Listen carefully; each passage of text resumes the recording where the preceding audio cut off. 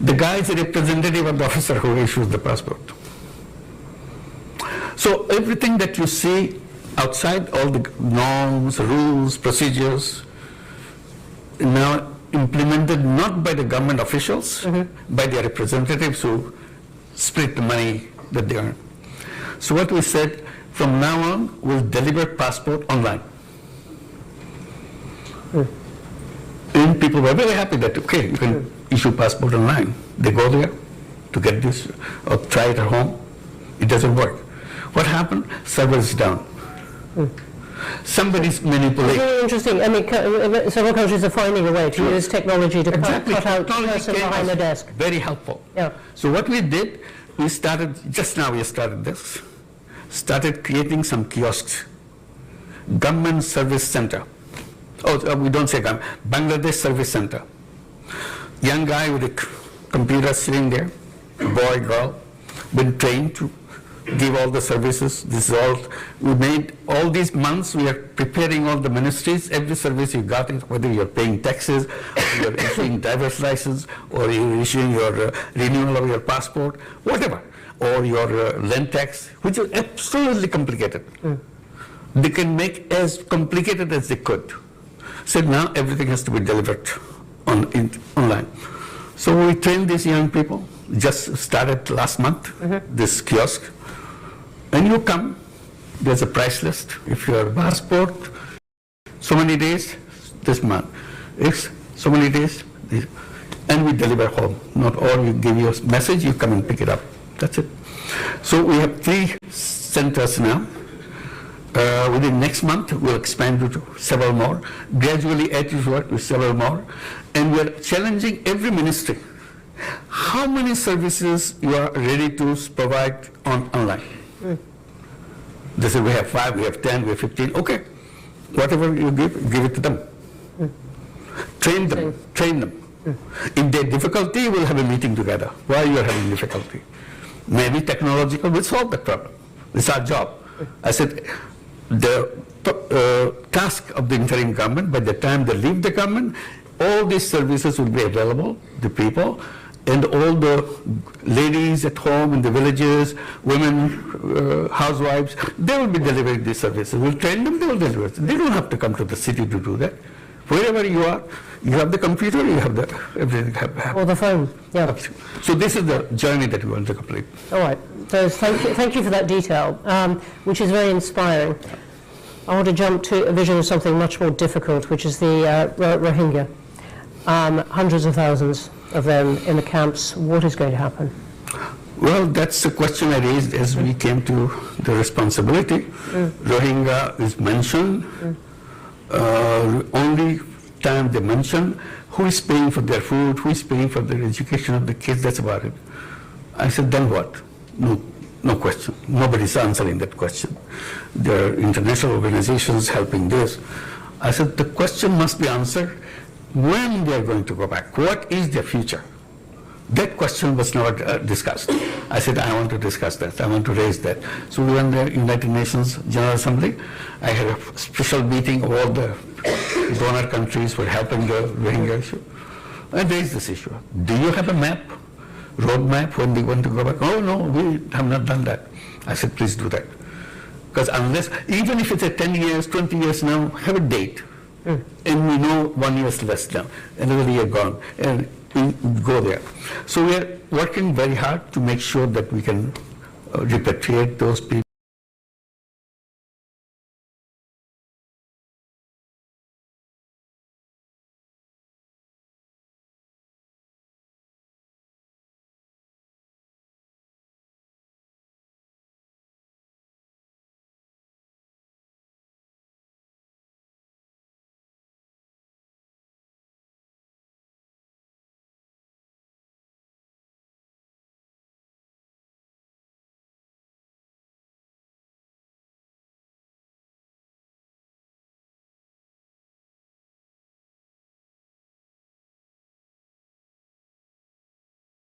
People to go back. In the meantime, we have problems. U.S. government stopped all the money, USAID money. Like help from? There's a whole group of countries who are with us. who was connected with the Rohingya thing. We have meetings with them. Is the UK one of those? Of course, it's a very important one, not only one of those. The UK is a very important supporter of the whole thing, even now, in this crisis period. So we urged to have a global meeting of the Rohingyas on these issues and related issues in September this year at the United Nations. Have a separate UN General Assembly session on that. It's on the sideline of the General Assembly. Have that and discuss all these issues. This is one. In the meantime, political changes happening in Myanmar. Rakhine State is taken over by Arakan Army, which is all the hub of the Rohingya population. They have a new push of the Rohingyas pushing into Bangladesh. We started with 1.2 million Rohingyas. Now it's another 200,000 coming in from the other side because of the things are happening on the other side. So increase. And the most dangerous thing that I felt, and I started raising that, I said when they came, Rohingyas came to Bangladesh, they came with their kids. They didn't leave their kids. Some of them were 2-month-old, some of the 2 years old, some of the 5 years old. I said 7 years are gone. The 5-year-old became 12-year-old, and so on. And each year there are 35,000 children are born. So they are growing up too. So we have a whole new young generation coming up. And they have no hope. They don't know who they are, what they are supposed to be doing. It's a prison that they live in, but they have the computer, they have the mobile phone, they see everything in the world. So they say, what is our future? I said, these will be very angry young people growing up.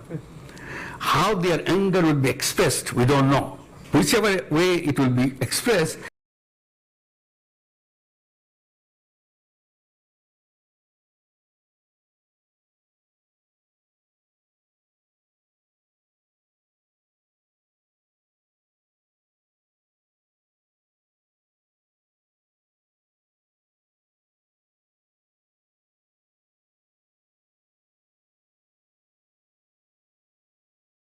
it will be, and that's a very important question to be answered for them. And your plan is still that eventually they go back home? That's the only way it can be solved. You're not going to integrate them into Bangladesh? It's impossible to do that. It's impossible. Why? So already the people who live around the camps, very hostile. Very simple reason. You get everything free. And we are struggling to make a life. And then you take our jobs, you take our food, you take away things from us. Why didn't you go back to your country? Why are you interfering with our life? Those kind of things. Your children having a fun life, our children, no life. To them it's a fun life because you're sitting there not playing games. It's a fun life. Our children is working hard, but no life. So that will spread. The moment you say that, you promise that they will go back. The government promised that they will go back, and they know that. Now, to say that they will stay with us, who are they? We are having difficulty now. You are putting them into us. No political government, no government will accept that.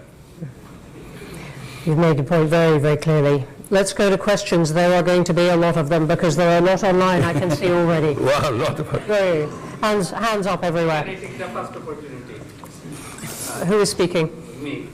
I'm going to go to the woman here in the front. Okay. And then we're going to go one at a time. I'm going to take a couple here. I will come to you. And I will get the people in the back as well. Thank you for the opportunity to question you. My name is Sami Akhtar and I'm a UK correspondent for the Daily Songram Pratidin. So I have a question for you about your reformation agenda. You have said that for the freedom country or Bangladesh, new Bangladesh, you have to change some key pointers. Those are related to your reformation, which is reform.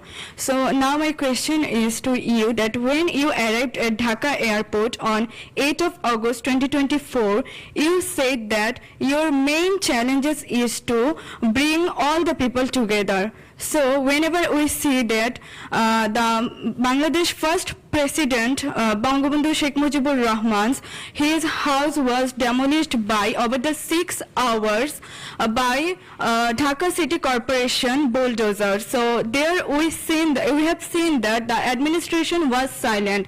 So on this basis, you have you have made division by separating particular persons or their supporters. So on this basis, we can say that how you plan for reform Bangladesh or make unity, accept them, and are you an only advisor for the other half, excluding them particular parties or the persons? Okay. Thank you. Thank you very much indeed. That's a lot of questions. Yeah, simple answer is lots of questions, lots of issues, all came at the same time. We couldn't handle everything right away. So it's a kind of a period that we have gone through. Things have calmed down, come to order. Now we are dealing with it. Bringing order to the nation was a big task for us because the police force that we got, yesterday they are shooting at the kids. And today suddenly they said, okay, clear the road, get out. Who are you? They want to beat you up because you killed my brother, you killed my son, you killed my sister. And now you're telling me to do what to do. So they're afraid to go to the road. So we had a deadlock situation. We didn't know how to handle those kind of things.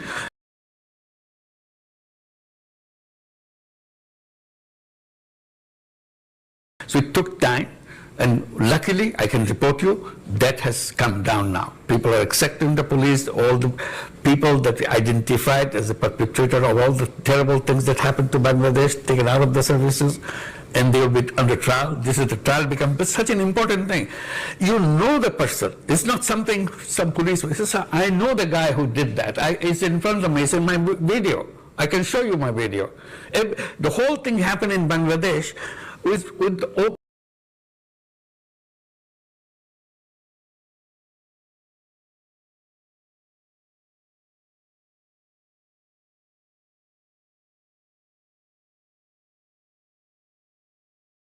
videos everywhere. So all recorded. It's an amazing kind of uprising where every single event which can bring law and order in the country and so on. So we are, and the unity of the political parties is a #1 goal for us. We have been sitting together, all this thing we're talking about creating a July charter. It's not an easy thing for all the parties to sit together and debate. But we're doing that. And I'm promising you here, and I hope I can deliver you in July. July is next month. That charter will be announced in the presence of all parties. That's the best unity you can get in any country after a revolution within a month, within a year. Okay. Thank you very much. The front row here, the man next to you, is so packed. Thank you, Chair. I'd like to say who you are, please. My name is Bulbul Hassan. I work for Channelist Television. I've got a very precise question. People in Bangladesh, a significant number of people in Bangladesh, apparently disillusioned with the conventional political system. So once the election is over, the democratically elected government takes over. Are you in a position, or do you have any desire to be a part of that government? No way. No way. Good one. I think none of our cabinet members would like to do that, not only me. So our job is to make sure the transition is managed well and people are happy when we hand over power to the elected government. So we want to make sure election is right. That's a very critical factor for us. If the election is wrong, this thing will never be solved again. It will be very difficult. Thank you for the question and answer.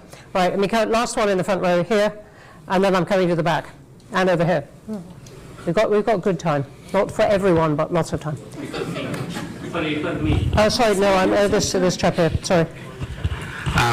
Hi, thank you very much for arranging this event. My name is Diwan Mehdi. I'm the Director General of British Bangladesh Chamber of Commerce and Industry. First of all, I would like to say thank you to you for taking the responsibility in a big chaos when the young generation was wanting for a big change. So you showed the courage, and we appreciate your time and patience. We had no other option. Therefore, Okay.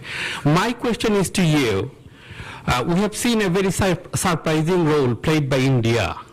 They seem to be a democratic country, but when it comes, we talk about Bangladesh, their role is very unclear. In what capacity, if I speak very legally, they are keeping Sheikh Hasina in their country, while there would be a trial going on in our country? And the same question was asked in their parliament. They did not have any clear answer. And I know you are a very well-known person, like internationally. In order to create pressure on India, how you are using your lobby in terms of United Kingdom, in terms of USA and other countries, because this is very surprising in 21st century. If we see a prime minister fled from one country after killing thousands of people, after making injured thousands of students, like number of incidents we have seen there was no internet even. Our friends were there, our family member was there, and someone needs to take the responsibility. And in what capacity India is keeping her? Thank you for the question. as you described, if I had the chance to show the 1 minute video of 1 minute video for the entire thing, so whatever somebody captured, you'll understand what it is, how the things happen, how terrible things, how cruel things happen. So it's not the 1 minute. It goes on month after month that happened and came to the peak of this in July, and finally 5th of August the government disappeared. So all this anger is in there, and the whole anger and everything is now transferred in India, because she, the Prime Minister, went there and started, not only she's living there, the problem is, when I had a chance to talk to Prime Minister Modi, I just simply said, you want to host her? I cannot force you to abandon that policy, but please help us in making sure she doesn't speak to Bangladeshi people the way she is doing. She announces on such and such day, such and such hour she will speak, and the whole Bangladesh get very angry that why is she speaking? Why is she keeping this whole anger thing inside of us now? And is India doing what you asked? No. Modi's answer, I quote, he said, it's a social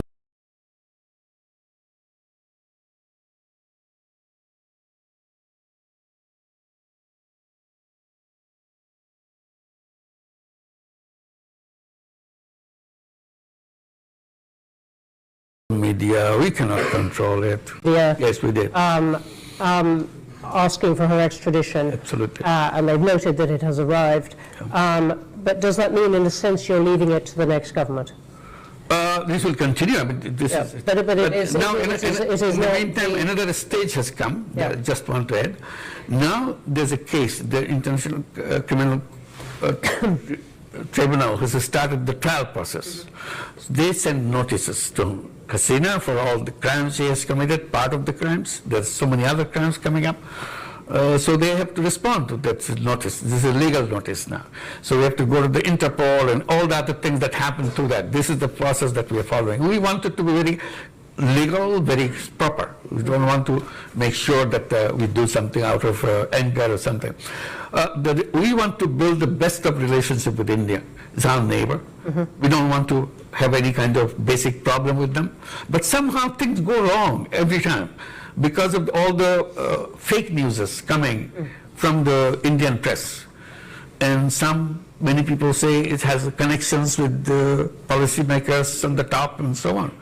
So this is what makes Bangladesh very jittery, very, very angry.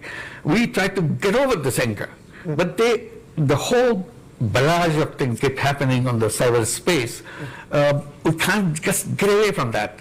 Even if I try to peaceful, suddenly they say something, do something, anger comes back. Okay. So this is our now big task to make sure that we can have at least a peaceful life to go on with our life, to create the life that we are dreaming about.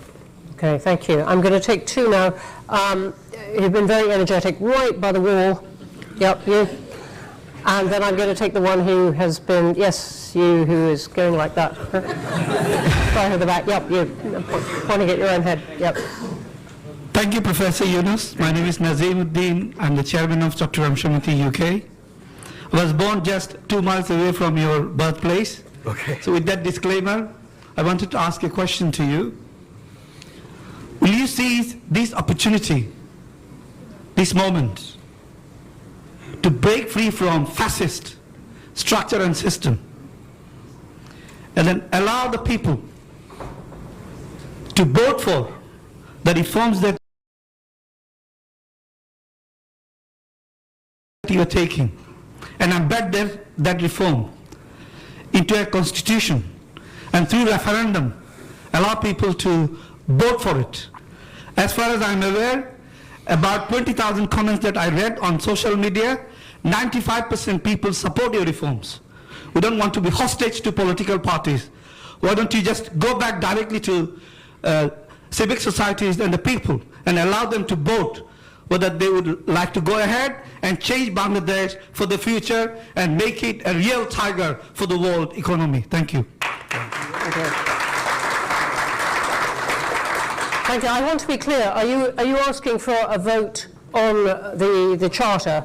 Absolutely. What I'm asking is that July Charter, of course, will be a legally binding agreement. Yep. But in order to sustain that reform, it needs to be structurally built in within Constitution. You'd like a vote on that? Yeah. Yeah, we heard about that, about having a kind of referendum on the issues that we have. There are so many complicated issues. The argument is referendum will be meaningless because most of the people don't even understand what you're what you're voting for. So people will laugh at it, that it doesn't make any sense. So it's the politicians representing the people, all parties. They are involved in all these political issues and all the national issues, and they're supposed to understand, they're supposed to debate. If they have agreed together, all parties, that's what we are focusing on, all parties, then it's more real than giving it to a referendum of all the package. It's a big package. So this is what the path we took. But referendums have lots of problems with them, many countries know, but you must be referring to something, they're smiling. but it would answer the point, the challenge to you, that this charter is in some way not democratic. We can come back to that. Let me come to you who stood up. You've been very energetic. Chief Advisor, welcome to London. Thank you. On behalf of British Bangladeshi community, I'm Councillor Saifuddin Khalid. I'm also a practicing barrister, British Bangladeshi practicing barrister in London. I have two questions for you. How confident are you? Could you possibly have just one? It's very quick two questions. I'm not going to make a statement. How confident are you that the political and democratic organs will be well equipped to hold a general election, a credible election with level playing field by April 2026? We'll try our best. And secondly, British Bangladeshi community would like to have a meeting with you. Do you have a plan to meet British Bangladeshi community who are eagerly waiting to meet and have view exchange with you? Thank you, Chief Advisor. Thank you. Thank you very much for inviting. I wish we could, but our program makes such a packed program. We are rushing from one to the other. Thank you so much, but definitely we'll try to keep in touch. Thank you. We can take this Very kind of you. as part of the meeting. I'm going to the woman in a white shirt there. Sorry, I can't quite see. Yes. Okay. Hello. Professor, my name is Dr. Zoe Mandage, and I'm very, very interested in Bangladesh and especially the young generation, the generation which stood up for justice. And this is a role model for all of us. My question is that with the new technology such as AI, what can be done? What is in your policies and support you're giving to that 10 million students who rose in terms of, having a hopeful future, getting a foot place in the market, in the global market for future and for jobs? And there are obviously countries around you that are running special AI programs. Is there anything that we can do to help and support the students especially? Thank you. Definitely. Thank you. Thank you for your offer. It's a very important offer. We want to be supportive of the young people as much as we can. And I try to bring to the notice of the world and notice of people in Bangladesh. Bangladesh is a very unique country. It's the 8th most populous country in the world. Don't forget that. It's a huge number of people in that country, 180 million people, in a very tiny space. The most important part of that is not about the density of the population, is about the age of the population. Half the population of that 180 million, 90 million people, is under the age of 26 and younger. So this is a unique feature of Bangladesh, where many countries getting older and older, they don't have people to work in these countries. Bangladesh is getting younger and younger, and young population everywhere, and very talented young people, not just young people, very talented, very creative young people. I get goosebumps when I think about this. This is more than gold mine. You can do anything in the world with this young population, only if we can run our country right. Because this is needed not for Bangladesh, it's needed for the whole world. I was recently visiting Japan. Amazing thing, request they're making. Please send your young people to Japan. We want to take as many as you can send. So we signed 2 agreements in this trip to send 100,000 young people to go and work in Japan. And I said, please keep these doors open so that we can continue to bring young people from Bangladesh, boys and girls, not just boys and girls, to come to Japan and do everything that you need to do, because you don't have any population to run your factory, run your businesses, run your buses. Their buses are stopped. They have no driver. Their taxis don't function. There's no driver. Your businesses shut down because there's no people who run the business. Their agriculture stopped, abandoned, because nobody's there. The machines are there, farmhouse is there, land is there, no people. I said, okay, we will be very happy to help you, to send our young people. They said, only thing you need to do, teach them how to speak Japanese. I said, we'll do that. We'll do that. Is it a great We are a very lucky country, that's what it is. We're a very lucky country to be so resourceful with human beings. Great. No, can I, I'm sorry, I'm going to come here to the front row. There's a storm of people with things to say. Thank you, give me a chance. Assalamu alaikum, Dr. Mohammad Yunus. First time I met with him in France when Agrabin Czech fair. Second time in 2099 when Bangladesh problem is arsenic. Yeah. This time Dr. Yunus held one meeting in Paris. This time I was there. Third time I met with him in Spain. Listen, this is a wonderful history, but please could you get to the question? Thank you. Today I am, thank you for everybody to arrange this meeting about in Bangladesh situation. But I want one question.